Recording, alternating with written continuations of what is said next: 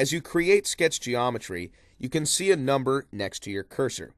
Here you see the number as I sketch a line. This number represents the length of the line.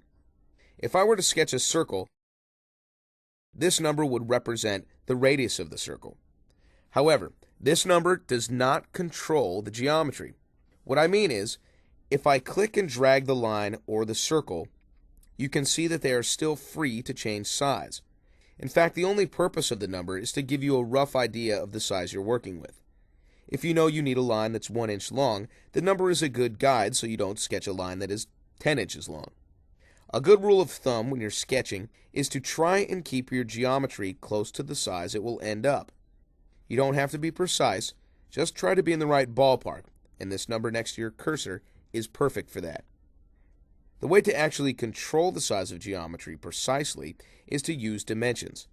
This icon is the Smart Dimension tool. You can access it here, or you can right-click in the graphics window and select Smart Dimension from the pop-up menu. The reason this is called Smart Dimension is that there is only one dimension tool in SOLIDWORKS for all types of dimension: lengths, angles, diameters, and so on. The reason it's smart is because SOLIDWORKS knows the type of dimension needed based on the geometry you select.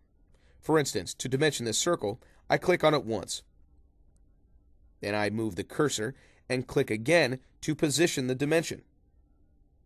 And you can see a spin box pop up. Now here you can press the up and down arrows to change the size of the circle, or you can type in a value using your keyboard.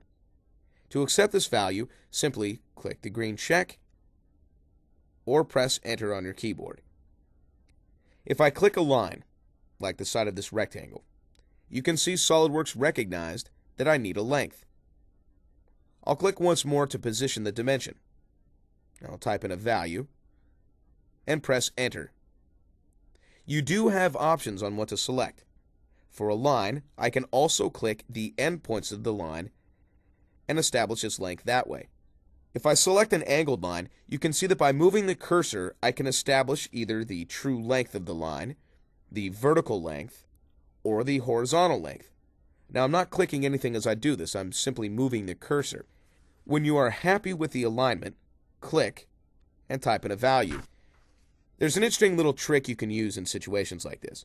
Suppose you want the true length of this line, but you want to position the dimension here. As you can see, the alignment of the dimension changes and you no longer have the true length. To lock the dimension into a specific alignment, just right-click when you have the alignment you want. Once you right-click, notice that no matter where I move the cursor, the alignment remains the same. To unlock the alignment, right-click once more. One more trick. After putting in a dimension, you can drag the attachment points to change where the dimension is attached. This is especially helpful when dimensioning to circles and arcs. When I put in a dimension from this line to this circle, you can see that SOLIDWORKS automatically attached the dimension to the center point of the circle. If you intended to measure to the circle itself, simply click and drag this attachment point to the inside or outside to change it. Once you have dimensions in place, you can easily modify them or delete them. Deleting them is easy. Just like any other sketch entity, you click to select a dimension and press delete on your keyboard. You can select several dimensions by using control selection and delete them at the same time. To modify a dimension, simply double-click the value with your mouse and the spin box reappears, allowing you to input a new dimension or incrementally increase the value of the dimensions using the scroll arrows. That's all there is to it.